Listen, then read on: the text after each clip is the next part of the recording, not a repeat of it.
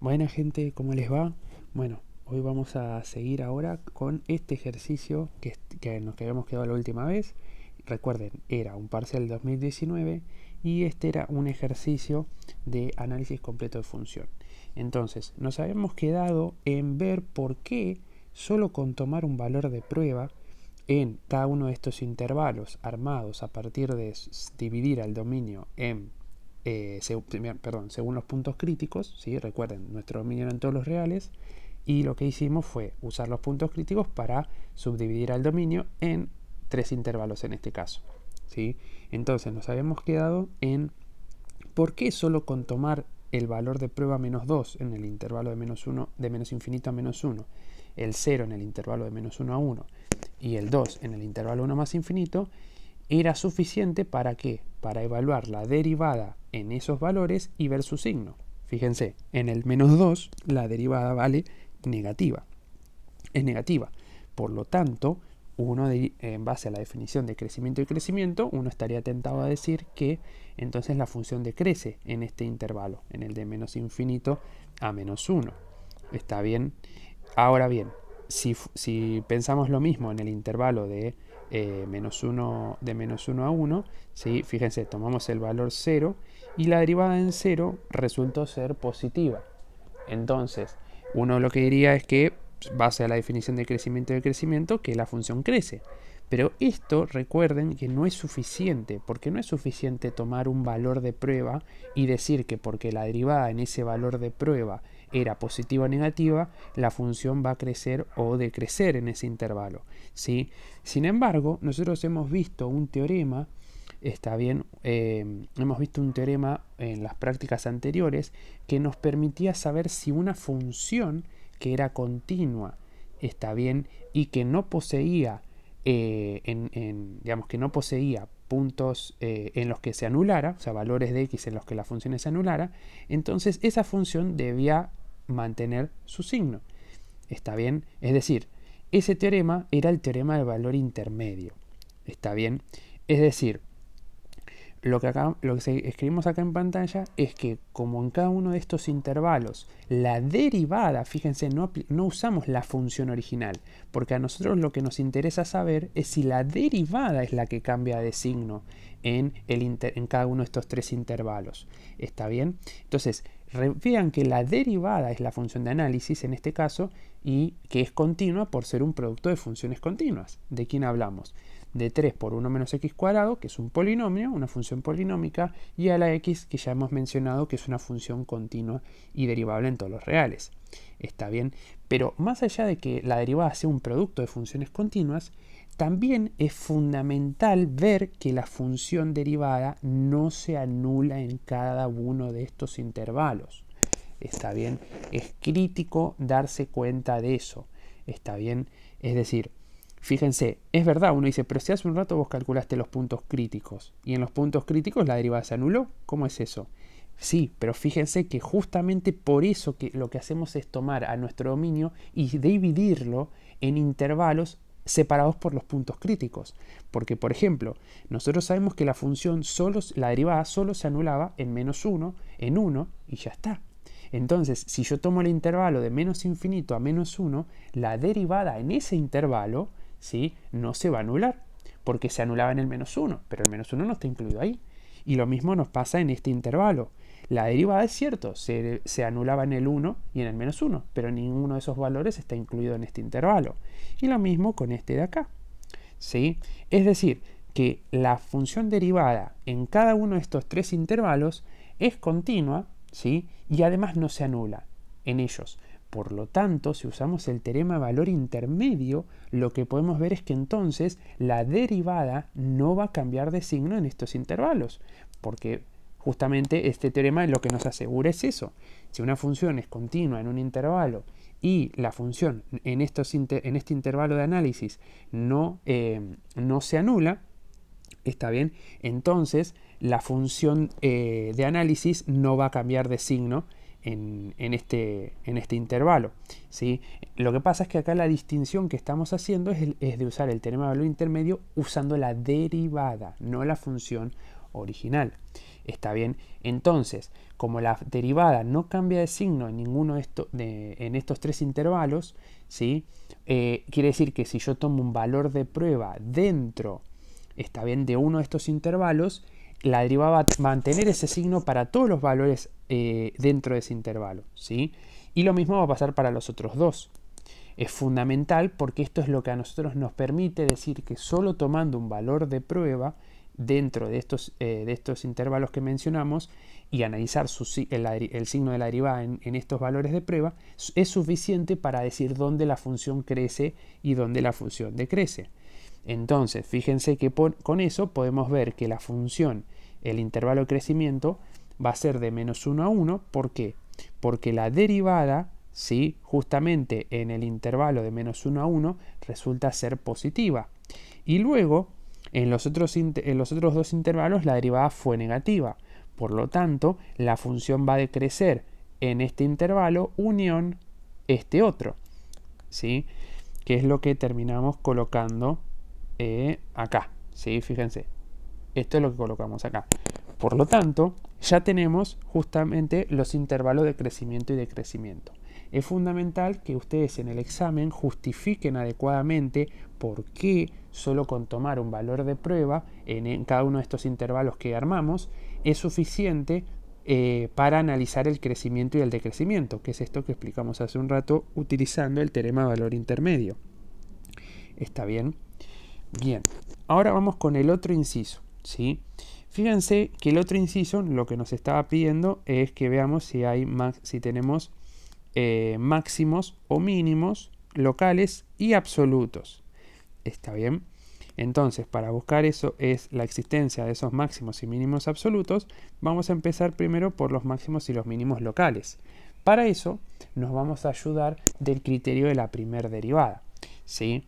Fíjense que si nosotros ya tenemos los intervalos de crecimiento y decrecimiento, sabemos dónde la derivada pasó de ser positiva a dónde pasó a ser negativa y viceversa. ¿Está bien? Entonces, veamos que como la función derivada en menos 1, ¿sí?, que era el punto crítico, es decir, la derivada en menos 1 valía 0, fíjense que la derivada pasa de ser negativa a ser positiva, ¿sí? ¿Por qué? Porque fíjense que la derivada era negativa hasta el menos 1, ¿sí?, y luego del menos 1 por la derecha pasó a ser positiva. Entonces el criterio de la primera derivada lo que nos dice es que si la derivada pasó de negativa a positiva, ¿sí?, en un punto crítico, entonces es porque allí presenta un mínimo local. ¿Está bien? Eso es lo que nos dice el criterio de la primera derivada bajo esta situación. Ahora, ¿qué pasó en el 1? Bueno, en el 1, fíjense que por izquierda del 1, la función, ¿cómo era? Mejor dicho, ¿cómo era la derivada a la izquierda del 1? Bueno, era negativa, era positiva, ¿sí? Fíjense que nos estamos ayudando en los intervalos de crecimiento y decrecimiento, ¿sí? Entonces, la derivada era positiva por izquierda del 1, pero negativa por derecha del 1. ¿Está bien? Es decir, que la derivada pasó de ser positiva a negativa en el punto crítico. Entonces, de vuelta por criterio de la primera derivada, ¿sí?, vamos a tener que en x igual a 1 tenemos un máximo local. ¿Está bien? Es decir, que no hace falta armarnos toda la estructura de vuelta para analizar el signo de la derivada, ¿sí?, sino que podemos reciclar el uso lo que hemos encontrado sobre el intervalo de crecimiento y decrecimiento. ¿Está bien? Entonces, acá ya sabemos que la función en menos 1 tiene un mínimo local y en el 1 un máximo local. Ahora sí, vamos con otra parte que es bastante compleja, ¿sí?, que es la parte de analizar si puede haber o no máximos y mínimos absolutos. Recuerden que ustedes en la práctica probablemente hayan desarrollado ejercicios en la que ustedes aseguraban la existencia de estos máximos y mínimos absolutos si la función era continua en un intervalo cerrado a través del uso del teorema de Weierstrass, ¿sí?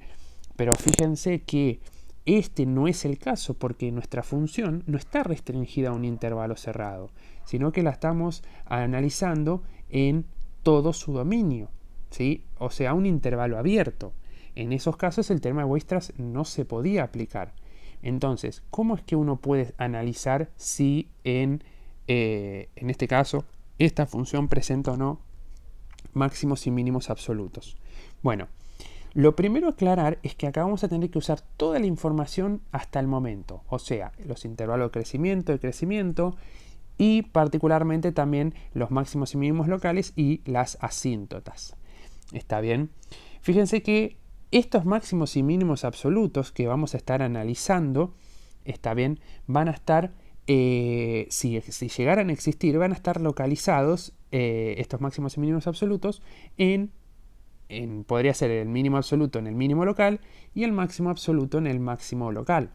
¿Está bien? El tema es que no porque sea un mínimo local tiene que ser absoluto y lo mismo, no por ser un máximo local tiene que ser absoluto. ¿Sí? No podemos hacer esa relación directa. Pero lo que podemos saber, por ejemplo, veamos este dibujito que tenemos aquí. Esto que dibujé en verdecito con una línea punteada era la asíntota horizontal en 0 por izquierda que habíamos encontrado.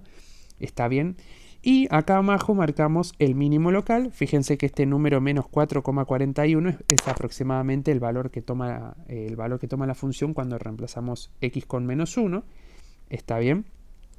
Y fíjense que la función en 1 vale 0, por eso es que el máximo local lo colocamos ahí. Entonces, fíjense que nosotros hicimos como una especie de mini parabolita ahí, pero eso que está ahí, lo que les estoy tratando de indicar es que la función a la izquierda del mínimo local venía decreciendo y a la derecha empieza a crecer. ¿Está bien? Ahora, ¿qué pasa? Fíjense que la función, en la búsqueda de asíntotas horizontales, encontramos que el límite de x tendiendo a más infinito de la función tendía a menos infinito. Entonces, fíjense que eso lo que les está diciendo a ustedes es que la función no es que llega hasta el mínimo local y no baja nunca más. Esto está dicho en términos, digámoslo, criollos. ¿Está bien? No es para nada formal. Pero la idea sería, si la función venía bajando hasta el mínimo local, después empezó a aumentar, llegó al máximo local y después empezó a bajar, pero baja indefinidamente. Eso, fíjense qué es lo que nos está diciendo, en este caso, el límite x tendiendo a más infinito que nos dio menos infinito. Eso lo que quiere decir es que la función, si a partir de haber llegado, el límite de esta función, cuando x tiende a más infinito, que nos haya dado menos infinito, lo que nos está diciendo es que la función, cuanto mayor sean los valores de x que le coloquemos, más pequeña va a ser la función.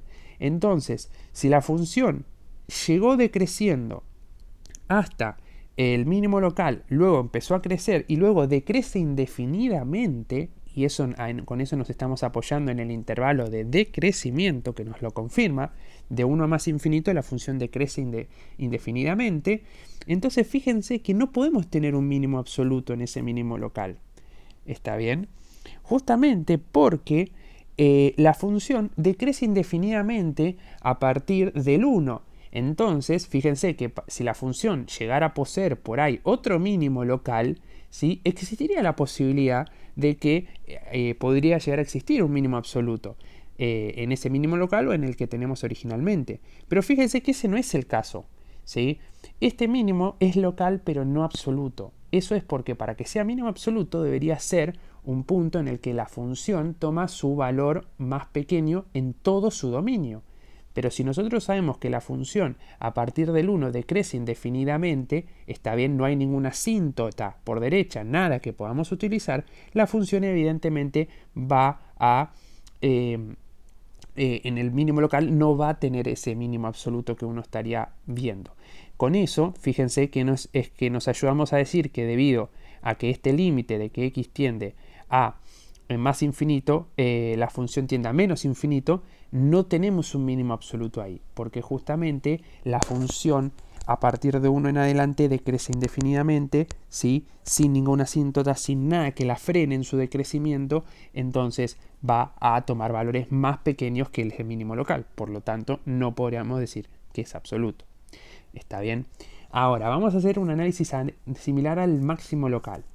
Fíjense, En el máximo local lo que nosotros sabemos es que como la función tenía una asíntota horizontal por izquierda en el 0, ¿está bien? Fíjense que nosotros sabemos que por izquierda, ¿sí? La función va a venir, ¿sí? Básicamente por debajo del eje X. Eso lo vemos porque si nuestro mínimo local se encuentra en menos 4,41, ¿sí? Y tenemos esta asíntota horizontal que dibujamos en verdecito, la función aparentemente vendrá pegada a esta asíntota horizontal de esta forma, ¿sí? Vendrá pegadita y después se despegará a medida que se empieza a acercar al mínimo local.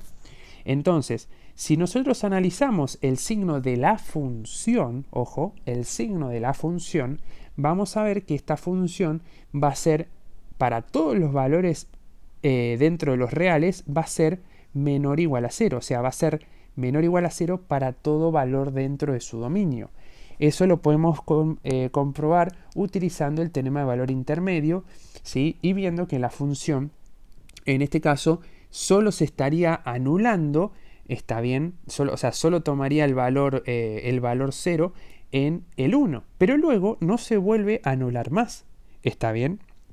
Entonces, si podemos notar que la función antes del 1 venía siendo negativa y luego del 1 va a seguir siendo negativa debido a que allí presenta un máximo local, fíjense que en 1, 0 vamos a tener un máximo local, pero además, ¿sí? Pero además va a ser un máximo absoluto.